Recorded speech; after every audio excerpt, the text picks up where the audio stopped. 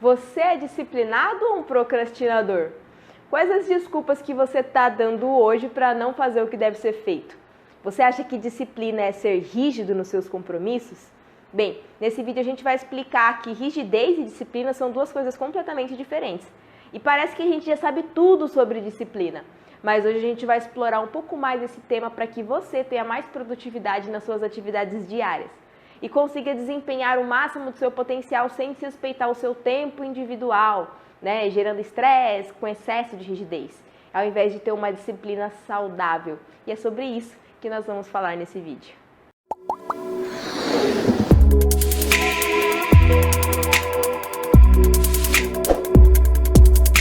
Eu costumo dizer que para fazer uma coisa importante, alguma tarefa inusitada ou iniciar algum projeto que parece estar além da nossa capacidade, você não precisa ter talento acima da média.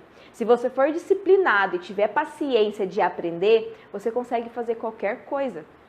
Eu tive uma época da minha vida que foi uma época de concurseiro. Eu estudei para concurso 5 anos. E nessa época eu era extremamente rígida com a minha rotina e com os meus comportamentos. E foi justamente por esse excesso de rigidez que eu me torturava psicologicamente quando eu não conseguia cumprir alguma tarefa a tempo. Até quando eu estava fazendo alguma questão de concurso lá e eu não terminava a tempo, eu me torturava psicologicamente o tempo inteiro. E hoje eu percebo quanto eu fui tóxica comigo mesma devido à minha incapacidade de me olhar com mais paciência e com mais auto-amor. E com todo esse processo eu acabei desenvolvendo um olhar muito crítico em relação a mim mesma e, por consequência, em relação às outras pessoas que estavam ao meu redor.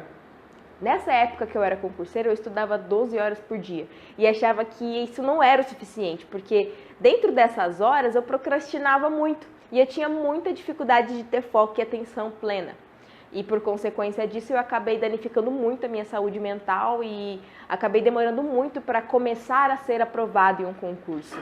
E hoje eu entendo que essa questão emocional, o nosso emocional, para qualquer coisa que a gente for fazer na vida é 90%, porque trabalha a nossa autoestima, a nossa autoconfiança, a fluidez do nosso cérebro para manter o nosso cognitivo saudável.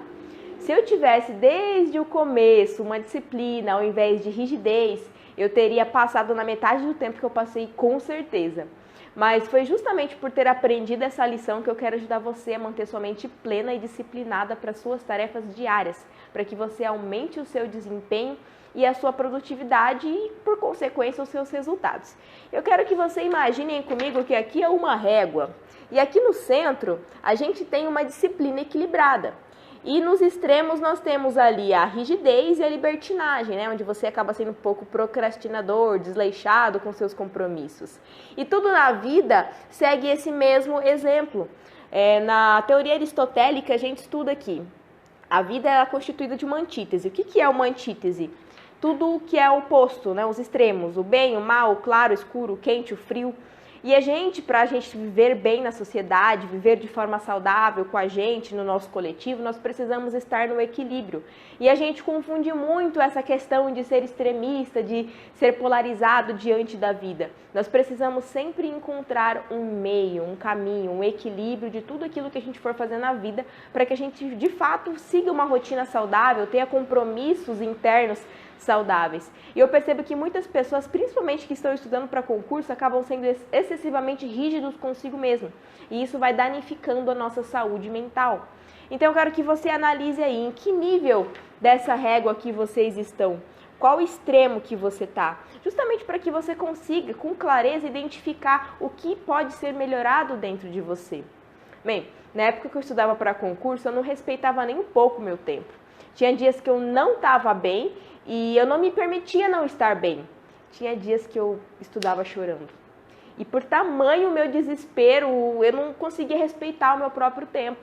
E aí entra um fator muito importante no nosso processo de produtividade, que é a autoobservação. É onde você vai conseguir mensurar se você está rendendo ou se você está procrastinando.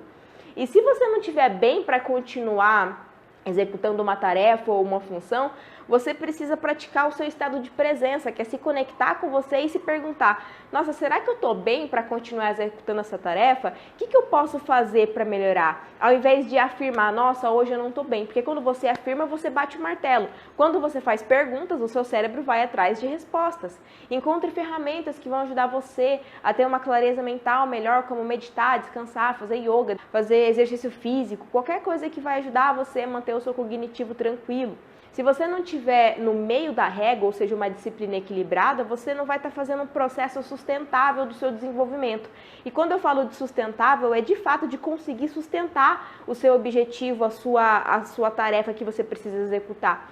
Você vai ficar sempre trabalhando nos extremos, porque os resultados eles surgem ao longo do tempo, são como doses homeopáticas aí, não é do dia para a noite que a gente consegue obter resultado. E para isso é preciso ter paciência e um olhar mais atento para dentro de si, para se questionar: nossa, hoje eu não estou bem, está tudo bem não estar bem. A gente está vivendo numa fase muito imediatista e a gente acaba fazendo o seguinte: se a gente não vê os resultados acontecerem, a gente acaba desistindo dos nossos objetivos, a gente se acha fraco. E isso demonstra uma inconsistência nas nossas atividades, no nosso emocional, e acaba tornando um ciclo vicioso na vida, fazendo com que a gente se torne um verdadeiro desistente, porque a gente não consegue ter disciplina para administrar os nossos hábitos. Pensa comigo, eu vou cultivar uma planta, e aí eu sei que eu tenho que regar essa planta diariamente. Se eu regar essa planta só quando eu tô afim, a consequência disso é que ela vai morrer. E com isso eu desisto de cultivar plantas pela minha falta de incompreensão e dedicação a ela.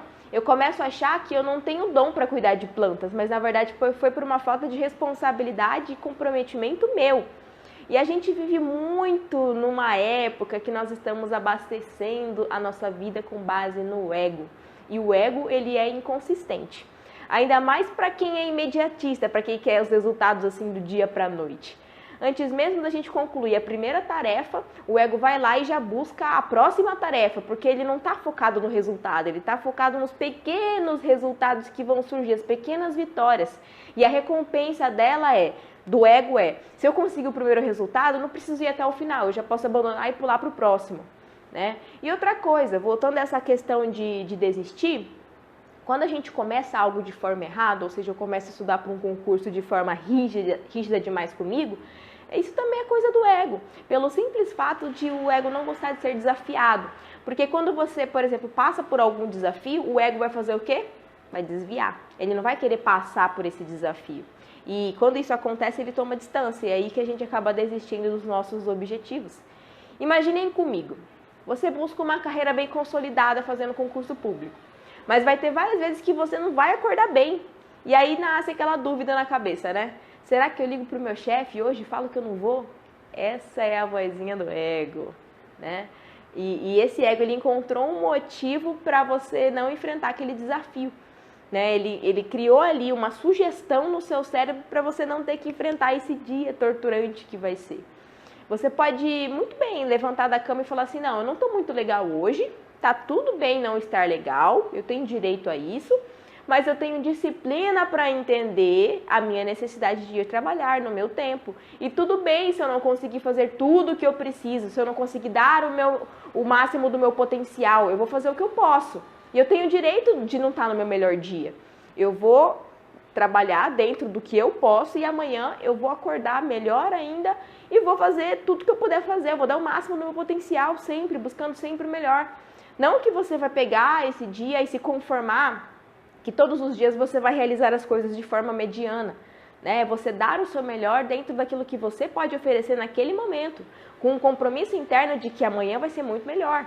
Porque quando a gente fala de dar o nosso melhor, oferecer o nosso melhor, a gente está equilibrando a nossa balança proporcional daquilo que eu dou e daquilo que eu recebo.